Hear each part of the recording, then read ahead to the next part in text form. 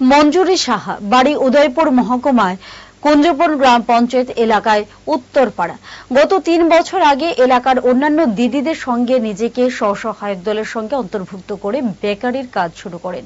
প্রথম দিকে খুব বেশি বিক্রি যেমন ছিল না, তেমনি লাভও ছিল না।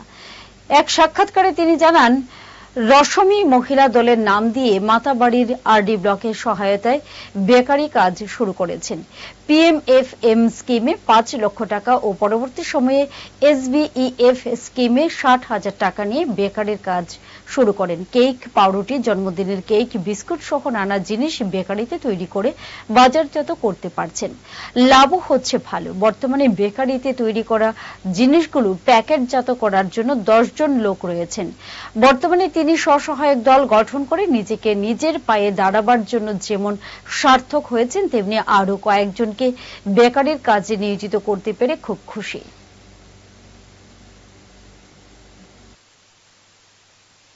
আমি পিএমএফএম থেকে ৫ লাখ টাকা লোন পেয়েছি, বিএসসি থেকে ৬০,০০০ টাকা লোন পেয়েছি, সিট ক্যাপিটাল ৪০,০০০ টাকা পেয়েছি।